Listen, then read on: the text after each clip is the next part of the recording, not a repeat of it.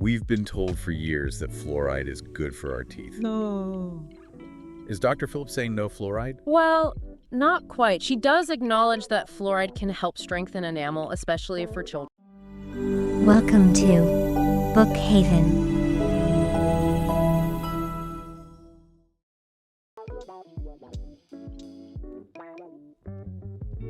All right, everybody, welcome back.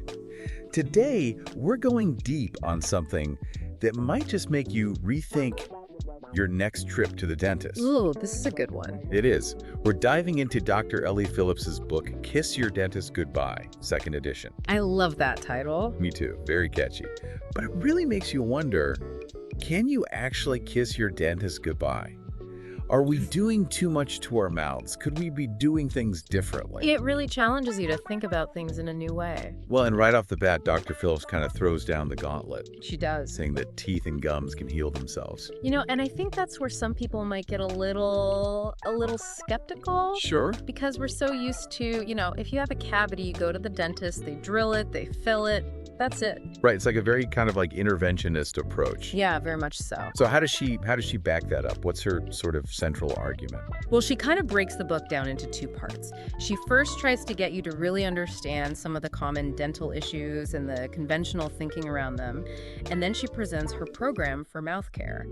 And her big thing is this idea of a healthy oral microbiome. Okay, the microbiome, and so for people who aren't, super familiar with that term, what are we talking about here? So basically, it's this whole ecosystem of bacteria that live in our mouths. Right. We hear a lot about the gut microbiome. Exactly. It's a similar concept. And just like in our gut, there's good bacteria and bad bacteria. Got it. And Dr. Phillips really stresses that having a diverse, a balanced microbiome in your mouth, that's really the key to oral health. So is it kind of like, I always think of it like garden. You can't just go in and nuke everything. You have to have lots of different plants and things for a healthy garden, right? That's a great analogy. I like that because she really argues that this obsession with a sterile mouth, scrubbing and harsh mouthwashes and all of that, it might actually be doing more harm than good. Oh, interesting. Because we're wiping out all the bacteria, good and bad. And what we really need is that balance to let the beneficial bacteria thrive. So it's not about eliminating all bacteria. It's about creating the right environment. Exactly. Okay. So that kind of already flips the script on what a lot of us have been taught. Yeah. Right. Brush, floss, use mouthwash, kill all the germs. Yeah, totally. And she goes even further, challenging some of the most common practices that we've kind of come to accept as just part of dental care. Okay, so give me an example. What are some of the things that Dr. Phillips kind of takes aim at? Well, one big one is tooth whitening. Okay. Everybody wants that sparkling white smile, but she argues that a lot of those whitening products use really harsh chemicals. Right. And they can actually weaken the enamel, which is the protective layer on your teeth. Oh, well. So you might end up with whiter teeth, but they might actually be more susceptible to damage in the long run. So you're kind of setting yourself up for problems down the road. Exactly. Interesting. What else?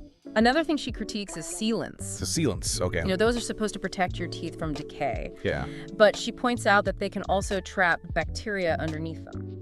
Oh, wow. And that can actually lead to more decay. So it's kind of a trade-off. Interesting. And then, of course, there's fluoride. Oh, yeah. That's the big one. We've been told for years that fluoride is good for our teeth. No. Is Dr. Phillips saying no fluoride? Well, not quite. She does acknowledge that fluoride can help strengthen enamel, especially for children. Okay. But she cautions against certain types, like sodium fluoride, which is really common in a lot of toothpaste and mouthwashes. Okay. She suggests that in large doses, it can actually be harmful. Interesting. So it's not just fluoride, good or bad. It's more nuanced than that. It's understanding the different types. Exactly. Okay, so this is a lot. If we're rethinking all these common practices, what does Dr. Phillips recommend we actually do to take care of our teeth? Well, that's where the second part of her book comes in. She outlines a whole do-it-yourself program that really focuses on building that strong microbiome Okay. and strengthening your enamel naturally. So what does that look like? Well, she recommends things like using a xylitol-based toothpaste. Xylitol. Oil, pulling with coconut oil, making dietary changes, cutting back on sugar, processed foods, things like that. Okay, so it's kind of a holistic approach. Very much so. Yeah. One of the things that really stood out to me from the book was her suggestion to chew xylitol gum after meals. Oh, yeah. Because I always thought, gum, bad for your teeth. Right. That's what we've always heard. But she explains that the xylitol actually helps neutralize acids and stimulate saliva production. And that saliva is really key for remineralizing your teeth. Yeah. It all comes back to that natural process. Interesting. Instead of just, constantly trying to fight against things, working with our bodies.